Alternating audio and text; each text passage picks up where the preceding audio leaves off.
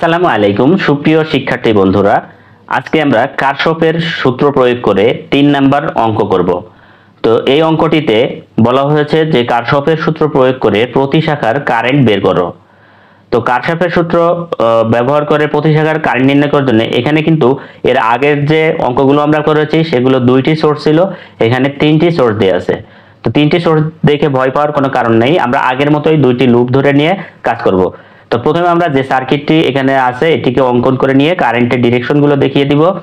তো তার জন্য প্রথমে এই ভোল্টেজ সোর্স থেকে যে কারেন্টটি বের হবে সেটি হচ্ছে আমরা এখানে আয়ন ধরবো এবং এই দিকে যাচ্ছে এটাকে পজিটিভ, এদিকে নেগেটিভ দিব। একইভাবে এই দ্বিতীয় যে সোর্স, এই যে এটি 100 ভোল্ট, এটি 80 ভোল্ট আর এটা হচ্ছে 50 ভোল্ট, তাহলে বড় যে দুইটা সোর্স আছে এই দুইটা সোর্স থেকে আমরা এখানে পজিটিভ গুলো থেকে দেখিয়ে দিব। তাহলে এইখান থেকে কারেন্টের ডিরেকশন যদি আমরা এটি দেখাই, এটা হচ্ছে 2 নাম্বার কারেন্ট বা I2 হবে। এখন এই দুইটা কারেন্টের মিলিত এই সি বিন্দুতে এসে আমরা এইটাকে এইদিকে I3 কারেন্ট হিসেবে দেখিয়ে দিব। তাহলে প্রত্যেকটারই আমরা কারেন্ট ঢোকার সময় পজিটিভ, বেরোনোর সময় নেগেটিভ, ঢোকার সময় পজিটিভ নেগেটিভ দিয়ে আমরা এটা সিলেকশন করে নিব। এখন লুপ বিবেচনা করার জন্য অক্ষরগুলো দিব A B C D E F. তো প্রথমেই 1 নাম্বার যে লুপ, যেহেতু এইদিকে পজিটিভ, তো আমরা এটাকে যদি এভাবে ধরি, লুপটি এভাবে সম্পন্ন হচ্ছে, আবার এটি হচ্ছে পজিটিভ এইদিকে, তাহলে এইদিকে হচ্ছে, তো এটা হচ্ছে 2 নাম্বার লুপ। তো প্রথম লুপে আমরা এ থেকে যদি শুরু করি, এ বি সি এফ এর লুপ নিতে পারবো, আর এটাকে E D C F E loop নিতে পারবো। তো নিয়ম অনুযায়ী প্রথমে আমরা সি বিন্দুতে কারশফের যে কারেন্ট ল আছে সেটি অ্যাপ্লাই করব, কারণ এখানে আয়ন পরিমাণ কারেন্ট এখানে প্রবেশ করছে, I2 ও প্রবেশ করছে, শুধুমাত্র I3 বের হচ্ছে। তাহলে আমরা এখানে সি বিন্দুতে KCL প্রয়োগ করব। তো এখানে যেহেতু I1 প্লাস I2 দুইটাই হচ্ছে প্রবেশ করছে আর I3 বের হচ্ছে, তো আগত কারেন্ট সমান নির্গত কারেন্ট, এই কারণে I3 সমান I1 প্লাস I2 আমরা লিখতে পারবো। এখন এখানে প্রথম যে লুপটা আছে সেই লুপে আমরা KVL অ্যাপ্লাই করব। তো লুপটি আমরা নেব হচ্ছে প্রথমে এ, তারপরে বি সি এফ এ, লুপে KVL। তো প্রথমে এখানে আমরা যদি এই দিকে যাই তাহলে প্রথমে মাইনাস আছে, তো আমরা মাইনাসের 100 নিব, তারপরে এখানে প্লাস আছে 10 আয়ন, এরপরে এদিকে নিচের দিকে আসছে এখানেও প্লাস আছে, এখানে হচ্ছে 5 ওহম আর I3, তাহলে 5 ইন্টু I3। এখানে কিন্তু ভোল্টেজ সোর্স আরেকটি আমাদের সামনে এসেছে, তো আমরা এটি মাইনাস থেকে শুরু করেছি, অর্থাৎ প্রথম যে চিহ্ন এই ভোল্টেজ সোর্সের প্রথম চিহ্ন এখানে আছে প্লাস, তাহলে এখানে আমরা প্লাস দিব, এটা হচ্ছে 50 ইকুয়াল 0, এদিকে আর কিছু নেই। তো এটা কিন্তু মনে রাখতে হবে, আমরা এখানে মাইনাস থেকে শুরু করলে অবশ্যই পরবর্তী সোর্সটা প্লাস, যদি এটা প্লাস থেকে শুরু করতাম তাহলে পরেরটা কিন্তু ভোল্টেজ মাইনাস হতো। তো এখানে আমরা ভোল্টেজ যেহেতু এখানে -100 আর এখানে প্লাসের 50, তো আমরা বিয়োগ করলে কত পাবো? মাইনাসের 50। তো এই মাইনাসের 50 ইকুয়ালের ডান পাশে নিলে আবার প্লাসের 50 হয়ে যায়।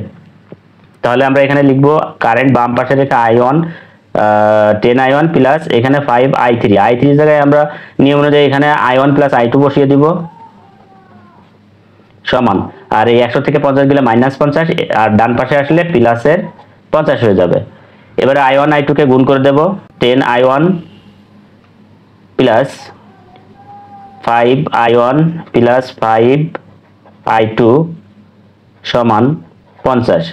তো I1 হলো 5 আর 10 15, 15 I1 প্লাস 5 I2 ইকুয়াল 50। তো এটাকে আমরা 1 নাম্বার সমীকরণ দিয়ে রাখবো।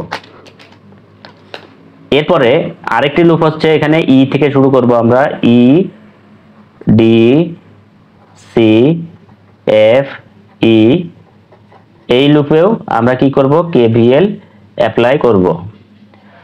তার জন্য প্রথমে এখানে আমরা এদিক দিয়ে যাওয়ার সময় প্রথমে মাইনাস পাচ্ছি, তাহলে -80, এরপরে এখানে হচ্ছে প্লাস 15 I2, এরপরে এখানে হচ্ছে 5 I3, যেহেতু প্লাস আছে 5, তো I3 সমান আমরা এখানে কিন্তু একবারে I1 প্লাস I2 বসিয়ে দিতে পারি, কারণ I3 সমান হচ্ছে I1 প্লাস I2। এরপরে এখানে যেহেতু এদিক দিয়ে এসে আবার এখানে ভোল্টেজ সোর্স আরেকটি পাচ্ছি, তো আগেরটা আমরা মাইনাস ভোল্টেজ নিয়েছি, এবারে প্লাস নেব, প্লাস 50 ইকুয়াল 0। তো একইভাবে এখানে -80 থেকে এখানে 50 গেলে -30, ডান পাশে গেলে +30 হবে। তো আমরা এখানে তাহলে লিখব 15i2 প্লাস 5 কে গুণ করে দেবো 5i1 প্লাস 5i2, আর এই পাশে -30 থাকে, আমরা এই পাশে গেলে +30 পাবো। তো i2 পাচ্ছি আমরা 15 এবং 5 20, তাহলে i1টা আগে লিখবো 5i1 প্লাস 20i2 ইকুয়াল 30। তো এটাকে আমরা 2 নাম্বার সমীকরণ ধরব। এখন এই যে দুইটা সমীকরণ আমরা পেয়েছি, এই দুইটা সমীকরণ থেকে ক্যালকুলেটরের সাহায্যে ক্যালকুলেশন করে কারেন্টের মানগুলো আমরা বের করে নিব। সমীকরণ দুটি সমাধান করার জন্য আমরা মোড চেঞ্জ করে নিব। প্রথমে মোড চেঞ্জ করে ইকুয়েশনে চলে যাব। তো ইকুয়েশন থেকে দুইটা ইকুয়েশনের জন্য 2 চাপবো। তো প্রথম সমীকরণে আয়নের সাথে আছে 15 ইকুয়াল দিয়ে, তারপরে আছে 5 আবার ইকুয়াল দিব, এরপরে আছে 50।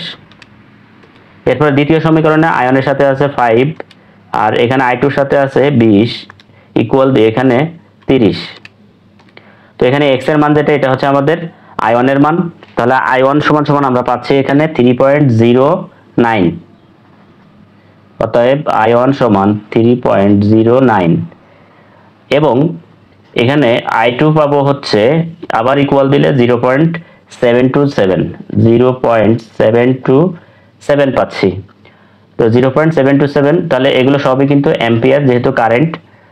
তো এখন আমরা যে কাজটি করব সেটি হচ্ছে যে i3 বের করব। তো i3 কিন্তু আমরা KCL থেকে এখানে i1 প্লাস i2 বের করেছিলাম, তাহলে এখানে আমরা লিখতে পারবো যে i3 সমান i1 প্লাস i2।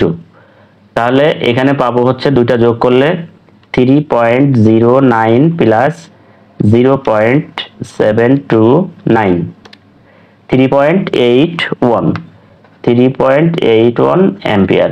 তাহলে i1, i2 এবং i3 কারেন্ট কিন্তু আমরা পেয়ে গেলাম। আশা করি বুঝতে পেরেছো।